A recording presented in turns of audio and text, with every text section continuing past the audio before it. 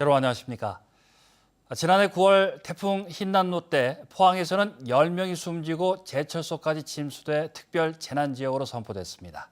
그런데 10달이 접어들도록 하천 복구공사는 첫 삽도 뜨지 못하고 있습니다. 납득하기 힘든 이런 상황은 전국 어디나 비슷한데요. 현행 수해복구 시스템으로는 착공까지만 보통 1년 이상 걸리기 때문입니다. 장성훈 기자입니다. 태풍 흰남노 때 하천이 범람해 물바다로 변한 포항시 오천읍. 한 아파트에선 지하 주차장이 침수되면서 주민 7명이 목숨을 잃는 참사가 발생했습니다.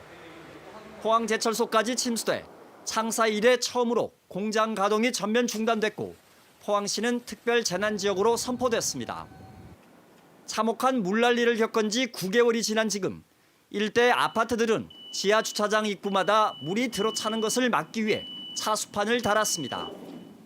포항제철소도 입구 쪽에 대형 차수문과 담장을 따라 2m 높이의 차수벽 1.9km를 설치했습니다. 민간 차원의 자구 조치들이 마무리되는 것과 달리 인접한 범람 하천에 대한 복구는 하세월입니다.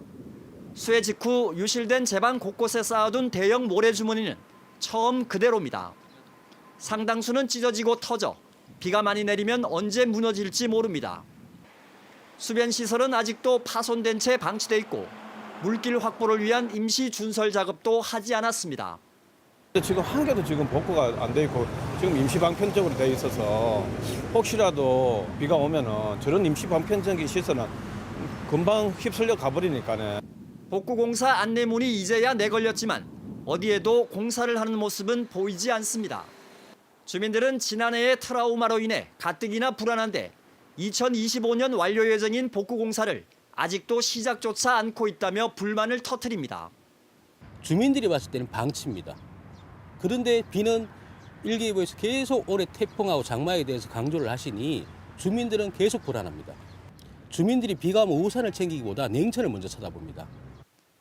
하천을 관리하는 경상북도는 포항 냉천 규모의 수해 복구는 피해 조사와 설계, 환경 영향평가 등의 절차를 거쳐 착공하기까지 보통 1년 이상 걸린다며 어쩔 수 없다는 입장입니다.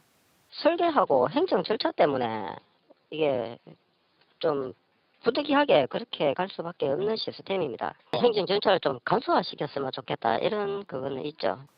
전국적으로 늑장 복구가 관행이 된 가운데 복구 공사 과정에서의 2차 피해 등 부작용이 커지면서 행정 절차를 간소화하고 공사 기간 단축 방안을 마련해야 한다는 지적입니다. 설계 따로 시공 따로 하는 것이 아니라 설계와 시공을 동시에 하는 등기 방법이 좋을 것 같습니다. 그러려면 건설업에 관련되는 시행령이나 시행규칙이 개정이 돼야 되고 늑장 복구의 오랜 관행을 개선하는 일이야말로 기후위기 시대에 가장 확실한 수해 대비책 가운데 하나입니다. MBC 뉴스 장성훈입니다.